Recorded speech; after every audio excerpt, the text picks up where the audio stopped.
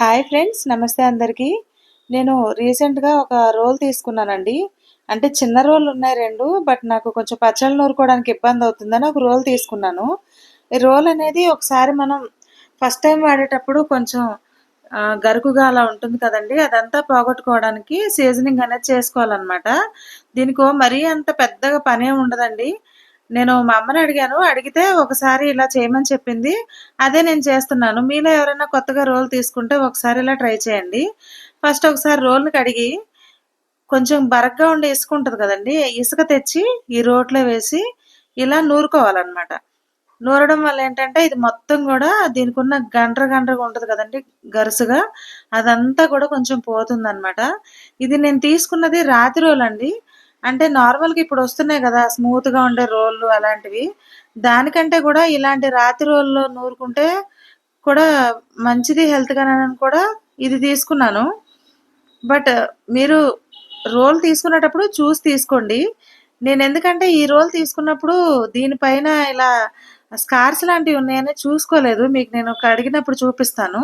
తర్వాత ఇలా సీజనింగ్ చేసినప్పుడు అక్కడక్కడ కనిపించాయన్నమాట. బట్ నూరే దగ్గర లేవు. నేను నూరుతున్నా కూడా అదేమి యెల్లో కలర్‌దేమి రావట్లేదన్నమాట. ఇప్పుడు నేను మీకు చూపిస్తాను. ఇలా మనం పీచుతో గాని, దేనితో గాని ఇసుకతో మొత్తం దీన్ని గట్టిగా రుద్దాలన్నమాట. రుద్దిన తర్వాత ఈ ఇసుకంతా తీసేసి ఈ రోల్‌ని ఒకసారి వాటర్‌తో క్లీన్ జేసుకోవాలి. ఒకసారి మనం ఇలా చేసి పెట్టుకున్నాం అనుకోండి, ఇంక రెగ్యులర్‌గా మనం ఎప్పుడు ఏం చేయక్కర్లేదు. ఫస్ట్ టైమ్ ఇలా చేయాలండి. చూసారా ఇలా గట్టిగా రుద్దుతా ఉండాలండి. మొత్తం కూడా దీని మీద ఉండే గరుకు లాంటిది చాలా వరకు పోయిందనమాట ఇసుకతో రుద్దినప్పుడే. మీరెప్పుడైనా రోల్ సీజనింగ్ చేసుంటే గనక ఒకసారి నాకు కామెంట్ చేయండి మీరెలా చేస్తారో. ఇది చూసారండి పైన కొంచెం యెల్లో స్కార్స్ లాగా ఉన్నాయి గదా! అలాంటివి నేను తీసుకున్నప్పుడు నాకు అంతగా కనిపించలేదు. నేను అబ్జర్వ్ చేయలేదు. కానీ ఇట్లా కడిగిన తర్వాత కనిపించింది. బట్ దాని నుంచి ఏమి మట్టి లాంటిదేమి రావట్లేదండి. ఆ రాయి తీరే అలా ఉంది. లోపల అయితే అలా ఏమి యెల్లో కలర్ లేదనమాట. ఇది ఇప్పుడు మనం శుభ్రంగా కడిగేసాం కదండీ! కడిగిన తర్వాత ఇప్పుడు దీంట్లోకి మనం ఏం చేయాలంటే ఒక గుప్పెడు బియ్యం తీసుకోవాలండి. బియ్యాన్నేమి నానబెట్టాల్సిన అవసరం లేదు. పొడి బియ్యమే. ఈ బియ్యాన్ని కూడా ఇలా రోట్లో ఒక 5 నిమిషాల పాటు నూరాలన్నమాట. నేను ఫాస్ట్ ఫార్వర్డ్‌లో పెట్టాను కదండీ! ఇంచుమించుగా 5 మినిట్స్ పైనే నేను దీన్ని ఎక్కువ ఇలా రఫ్ చేశాను దీన్నంతా గూడా. కొంచెం నూరిన తర్వాత లైట్‌గా నలుగుతాయి కదండీ బియ్యం. నలిగిన దాన్ని ఇలా బాగా రఫ్ చేసి మళ్ళొకసారి దీన్ని వాష్ చేసుకోవాలి. వాష్ చేసిన తర్వాత ఏం చేయాలంటే అండి, ఫస్ట్ మనం దీన్ని డైరెక్ట్‌గా దీంట్లో ఏమి నూరకూడదనమాట. ఇప్పుడు దీంట్లోకి ఒక ఉల్లిపాయ తీసుకోండి. ఒక చిన్న సైజు ఉల్లిపాయ సరిపోతుంది. ఫస్ట్ టైము ఉల్లిపాయ నూరాలనమాట ఇట్లా. కచ్చాపచ్చాగా దంచేసి, ఈ ఉల్లిపాయను కూడా మెత్తగా నూరేసి ఇందులోనే ఈజీగా నలిగిపోతుందండి. లోపల ఇట్లా కక్కులు కొట్టినట్టుగా ఉంది రోలు. అంటే చేత్తో తయారు చేశారు గదా! మిషన్‌ది గాదు గదా! అందుకని జెప్పి చాలా ఈజీగా నలిగిపోతుంది. ఇగోండి ఇలా పైనంతా దీన్ని అప్లై చేసేసి గట్టిగా రుద్దేసి మళ్ళొకసారి దీన్ని వాటర్‌తో క్లీన్ చేసుకోండి. వాటర్ అయితే ఇన్ని వేస్ట్ చేస్తున్నానని అనుకోకండి.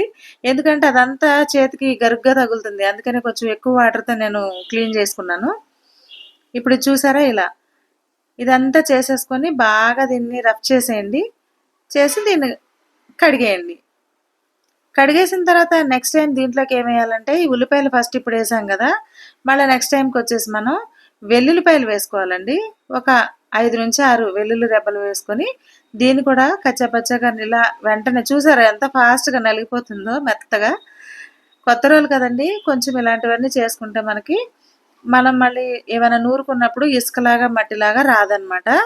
ఇలాంటి రాతి రోళ్ళు దొరికితే ఇవే తీసుకోండి మిషన్ రోల్ కంటే. బట్ కానీ కొంచెం చూసి తీసుకోండి రాయిననేది. ఇప్పుడు నేను నా మిస్టేక్ నేను చెప్పాను కదా! చిన్న చిన్నగా ఇలా యెల్లో కలర్‌లో ఉన్నాయని. అలాంటివి ఏవన్నా లేకుండా గనక చూసి తీసుకోండి మీరైతే.